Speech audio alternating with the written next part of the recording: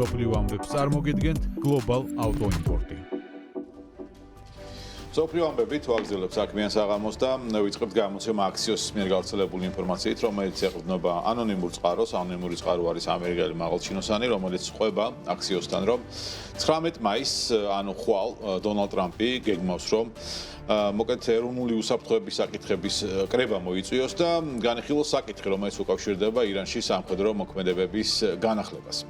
როგორც გამოცემა წერს, ტრამპს ომის დასრულება სურს, თუმცა ირანის მხრიდან ამერიკის შეერთებული შტატების წინადადებაზე უარის თქმა, ასე ვთქვათ, არ დათანხმება ბირთვულ შეთანხმებაზე და მოთხოვნებზე, რომელიც ამერიკის შეერთებულ შტატებს აქვს, რა თქმა უნდა, აძლევს ტრამპს საფუძველს იმის, რომ სამხედრო მოქმედებები განაახლოს. ამასთან Axios ანონიმურმა წყარომ უთხრა, რომ გუშინ 16 მაისს ტრამპი თავისი ეროვნული უსაფრთხოების გუნდთან ირანის საკითხის განხილვისთვის უკვე შეიკრიბა, შეხვედრა გამართა, რომელსაც JD Vance ესწრებოდა, მარკ რუბიო ესწრებოდა, ასევე სტივ ვიტკოფი და CIA-ის დირექტორი ჯონ რედკლიფი. შესაბამისად, რაღაც წინამოსამზადებელი სამუშაოები შეხვედრის ფორმატში, როგორც ჩანს, ჩატარებულია ხვალ 19 მაისს უკვე გარკვეული ასე ვთქვათ, გადაწყვეტილებები შესაძლოა იყოს მიღებული. ამასთან ამერიკის შეერთებული შტატების პრეზიდენტმა დონალდ ტრამპმა ირანთან სამშვიდობო მოლაპარაკებების ჩიხში შესვლის შემდეგ დაწერა, რომ ირანს დრო ეწურება და მალე თუ არ იმოქმედებენ, ამ შემთხვევაში მათგან აღარაფერი დარჩება. ირანისგან აღარაფერი დარჩება, ტრამპმა ბევრჯერ დაწერა უკვე, თუმცა ამ შემთხვევაში რაღაც აქტიურ ქმედებებზე ჯერჯერობით გადასვლას არ ჩქარობდა. თუმცა როგორც ჩანს, შესაძლოა ამერიკის შეერთებული შტატები და ადმინისტრაცია პრეზიდენტის მიხვდა, რომ ამ ნაწილში ირანთან მოლაპარაკებები ისეთ ჩიხშია, რომ უბრალოდ უკან დასახევი გზა აღარ არის და შეიძლება მოუწიოთ იერიშების გამძაფრება, შეტევის დაწყება თავიდან, რაზეც შენ საუბრობდი, რომ მოლოდინი ინვესტორებში უკვე არსებობს და შესაბამისად ეს აისახა. ასე ასახულია უკვე მოლოდინი. კი ბატონო, ეს რისკები საფონდო ბირჟაზე. გარდა ამისა, მედიაში ვრცელდება ცნობები, რომ ტრამპმა ისრაელის პრემიერ-მინისტრთან ბენიამინ ნეთანიაჰუსთან ტელეფონით ისაუბრა. სავარაუდოდ საუბარი შეეხებოდა სავარაუდო განახლება სამხედრო ოპერაციის და ასევე წყაროები აღნიშნავენ, რომ მათ ისაუბრეს ასევე ჩინეთში პრეზიდენტ დონალდ ტრამპის ვიზიტთან დაკავშირებით. ხო, აი ამ ყველაფრის ფონზე კიდევ ერთი უცნაური ინფორმაცია ვრცელდება. ამერიკის მთავრობამ დროებით შეამსუბუქა და მოხსნა სანქციები ირანული ნავთობის სექტორის წინააღმდეგ. მოგეხსენებათ, ირანს საერთოდ შეზღუდული ჰქონდა ნავთობის გაყიდვა.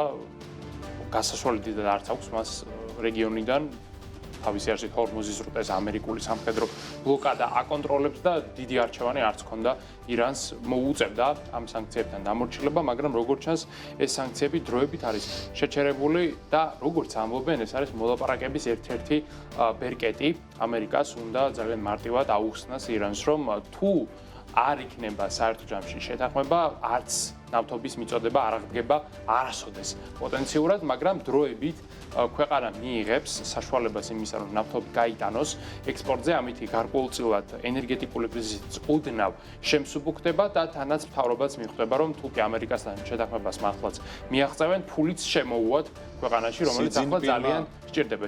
უკარნახა, რომ ასე შეიძლება ზუსტად სი ძინპინთან იყო ამას საუბარი, რადგან ის ნავთობი, კი, ის ნავთობი, რომელიც ახლა უნდა გავიდეს ირანიდან 100%-ით მიდის ჩინეთში, 100%-ით, 1%-იც კი არ მოკლდება ჩინეთის დანიშნულებას ამ შემთხვევაში.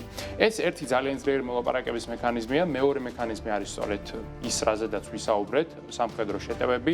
აქ ერთი ამერიკული გამოთქმა ესეთ carrot and stick და ორივე გვაქვს ამ შემთხვევაში, აქეთ სტაფილოც არის და იქით ის ჯოხიც არის, რომელსაც ჩაარტყამენ ირანს თუ იქნება ამისი საჭიროება. მოკლედ, საკმაოდ დაძაბულ ფაზაში გადავედით, ისევ მახსენდება რაღაცნაირად აი ეს მომენტი, უძრაობის ხანა. მე და შენ საუბრობდით, რომ აი უძრაობის ხანიდან დაიწერა პირდაპირ ტვიტი, რომ დასრულდებოდა ცივილიზაცია მეორე დღეს. დაახლოებით იგივე ვითარებამდე მივედით, ისევ ერთი თვის თავზე, უბრალოდ ისევ ჩიხში ვართ, ისევ გაურკვევლობაა და ტრამპის მხრიდან ისევ არის მუქარები. ერთ მხარეს მუქარები, მეორე მხარეს ეკონომიკური ხსნის საშუალება. რომელს აირჩევს ახლა ირანი, უნდა თუ არა მას ვაჭრობის გაგრძელება თუ უნდა ბომბების მიღება იმპორტის სახით, მაგას გავიგეთ მომდენო ამერიკის ექსპორტი ურჩევნია ნავთობის და ბომბის იმპორტი. აი მაგას გავიგეთ.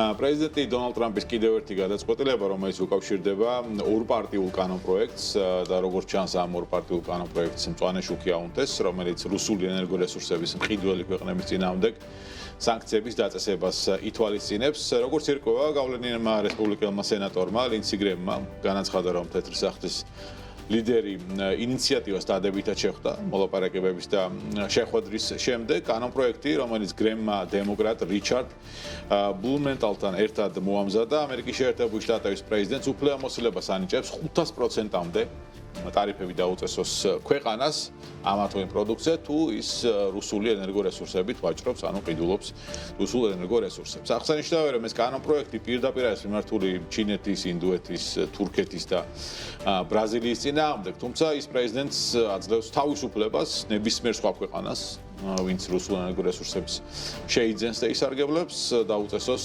ტარიფები. ეს საკმაოდ ღია კანონია, სხვათა შორის იმდენად ძალაუფლებას აძლევს, როგორც ამერიკის პრეზიდენტს არასდროს არ ჰქონია ასეთ მით უმეტეს იმ პირობებში, როდესაც შეზღუდულია მისი უფლება ტარიფების დაწესებასთან დაკავშირებით, განსაკუთრებით ახლა უზენაეს სასამართლოს გადაწყვეტილების შემდეგ. თუ ეს კანონპროექტი იქნება მიღებული და სენატი მიიღებს გადაწყვეტილებას, ამ შემთხვევაში უკვე უფლებამოსილება ოფიციალურად ტრამპს ექნება, რომ გარკვეული სანქციები გამოიყენოს. საყურადღებო, რომ ამ ყველაფერთან ერთად ტრამპის ადმინისტრაციამ პირველად დაუჭირა მხარი ევროპული წინადადებებს უკრაინის უსაფრთხოების სავალდებულო გარანტიების თაობაზეც, რაც ომის შემდგომი ზავის მონიტორინგსა და ევროპის ხელმძღვანელობით, ასე ვთქვათ, მრავალ ეროვნული ძალების განლაგებას გულისხმობს, როდესაც ომი დასრულდება. ეს საინტერესო ინიციატივაა, რომელზეც ამერიკის შეერთებული შტატები ასევე დათანხმდა. მოკლედ, რაღაც ის პროცესები იყო აქტიური კანონპროექტზე, შიდა ნაწილში და გარე საგარეო კუთხითაც, როგორც ჩანს, რაღაც გადაწყვეტილებები დონალდ ტრამპის ადმინისტრაციამ მიიღო.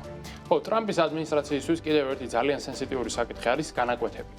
გვახსოვს, როგორი დაპირისპირება ჰქონდა ტრამპს ფედის ხელმძღვანელთან იმ დროს ჯერომ პაველთან, თუმცა აღარ არის პაველი, ახალი ხელმძღვანელი ყავს, კევინ ვორშია ეს ადამიანი და მან წესით უნდა შეამციროს განაკვეთები, მაგრამ ვითარება იმდენად დრამატულად შეიცვალა მსოფლიოს მასშტაბით, განსაკუთრებით ამერიკაში, რომ ინფლაცია გაიზარდა 2023 წლის მარტის ნიშნულამდე, ფაქტობრივად პანდემიურ ინფლაციაში გადავედით ისევ და ისევ და ახლა უკვე ინვესტორები და ტრეიდერები ერლიან არა განაკვეთის შემცირებას, არამედ გაზრდას. ასეთი პლატფორმა არის FedWatch-ი, სადაც ტრეიდერებს შეუძლიათ ფიუჩერსები იყიდონ ფედის გადაწყვეტილების, ასე ვთქვათ, შედეგთან დაკავშირებით, მარტივად ვთქვათ, ფსონი დადონ იმაზე, თუ რას იზამს ფედი და უკვე ფსონები შეიცვალა ძალიან დრამატულად, მაგალითად 51%-იანია უკვე ალბათობა იმისა, რომ დეკემბერში გაიზრდება განაკვეთი, 60%-იანია იმისა, რომ 2027 წლის დასაწყისში გაიზრდება და 2027 მარტის პროგნოზები უკვე არის 71%, ანუ ბაზარი უკვე მოელის, რომ განაკვეთი უნდა გაიზარდოს. მიმდინარე წელს არ არის, ხო? მიმდინარე წელს არათუ შემცირებაზე გვაქვს საუბარი, მაგრამ წლის ბოლოს შეიძლება ერთი ზრდაც კი ვიხილოთ. დაახლოებით 25 საბაზისო პუნქტიანი რაღაც დრამატული ნახტომი ვერ იქნება, მაგრამ უკვე მაინც დას მოელიან. ანუ მთელი ის დაპირება, რომელზედაც ვორშის კანდიდატურა იდგა, რომ ის მოვიდოდა განაკვეთი შეამცირებდა და ყველაფერი კარგად იქნებოდა და აფშენდებოდით, უკვე გაქრა. ვორში ვერაფერს ვერ შეამცირებს, რადგანაც რომც უნდოდეს საბჭოში მხოლოდ ერთი ხმა აქვს მას, დანარჩენმა წევრებმა თავიანთი პოზიცია უნდა დაასახელონ და იზოლების მექანიზმი იქ არ არსებობს, ყველას უფლება კონსტიტუციაა გარანტირებული. შესაბამისად, უკვე ინვესტორები და ტრეიდერები ერლიან, რომ განაკვეთები ან მაღალ დონეზე დარჩება, ან კიდევ უფრო მეტად გაიზრდება და ამიტომაც ხედავთ დღეს საფონდო ბირჟაზე უკვე კორექციას, რადგანაც თუ აქამდე დაშვება იყო, რომ დაახლოებით 25-ან 50 საბაზისო პუნქტიანი შემცირება გვექნებოდა, ახლა უკვე ახალი დაშვება გვაქვს და ეს დაშვება არის განაკვეთების მატება, რაც საფონდო ბაზრისათვის, რა თქმა უნდა, არის ნეგატიური მოვლენა, რადგანაც როცა იზრდება განაკვეთები, ინვესტორებს ურჩევნიათ იყიდონ ობლიგაციები და არც კომპანიების აქციები. ხო, ამ ამბავს ეხმიანება პრინციპში ბრაუნის უნივერსიტეტის კლიმატის გადაწყვეტილებების ლაბორატორიის კვლევა, რომელიც გამოქვეყნებულია და არსებული მონაცემით 2026 წლის 28 თებერვალს დაწყებული ირანის ომის გამო ამერიკელმა მომხმარებლებმა ბენზინსა და დიზელზე ზედმეტი 40 მილიარდი დოლარი დახარჯეს. ეგეც შენი ინფლაცია. მხოლოდ ბენზინსა და დიზელზეა. მეორად ეფექტზე არ ვსაუბრობ. რა თქმა უნდა. ეს მაჩვენებელი აჭარბებს თავად სამხედრო კამპანიის პირდაპირ ხარჯებს, რომელიც ამ დროის არის 29 მილიარდი დოლარი.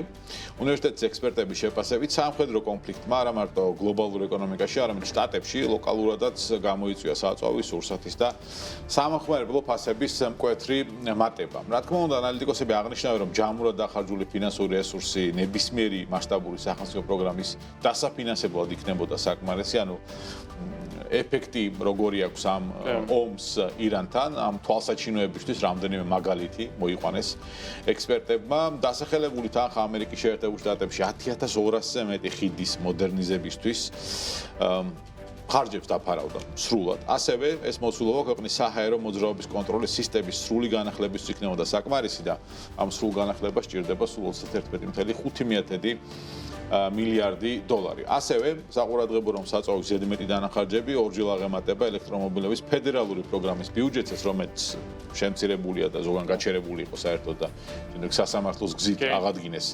სხვადასხვა შტატში 18.9 მილიარდი დოლარია ამ შემთხვევაში ელექტრომობილების ფედერალური პროგრამის ბიუჯეტიდან უმნიშვნელოდ აღემატება თითქმის ორჯერ მეტია 40 მილიარდიანი ხარჯი ბენზინსა და დიზელზე. სავარაუდოა რომ სხვა ხარჯებიც დაითვლება, ამის დათვლაც არ გაუჭირდებათ ექსპერტებს პირდაპირ და არაპირდაპირ ხარჯების. ჯერჯერობით ადმინისტრაციამ არ გამოხმაურებია ამ ინფორმაციას, როგორც წესი ამგვარ კვლევებზე ადმინისტრაციაც აკეთებს ხოლმე საკუთარ განცხადებებს, ჩვენ გვახსოვს ტარიფებთან მიმართებით, როდესაც იყო კრიტიკა ტრამპის ბესენტის განცხადებები გვახსოვს და შემდეგ ბესენტი გასწავლით მე თქვენ მათემატიკას როგორ უნდა პასუხობდა რომ არასწორად ითვლიო რიცხვებს მოაწვალებდო გასწავლით მათემატიკასო ასეთი ფრაზას წარმოდა ხოლმე აცდენდნენ როგორც ჩანს ეს ექსპერტები გაკვეთილებს რომ ნახოთ ამ შემთხვევაში რა პასუხი იქნება ადმინისტრაციას ამ ხარჯების დათქვა გაცილებით მარტივი იქნებოდა უბრალოდ გაძვირების მაჩვენებელს და მოხმარების მაჩვენებელს აიღებდნენ და დააჯამებდნენ რამენაირად წინა წლის ანალოგიურ პერიოდში შეადარებდნენ ბოლო მარტივად ექსპერტები და ნახავდნენ როგორი იქნებოდა შედეგი. მსოფლიო ამბებს წარმოგიდგენთ Global Auto Import-ი.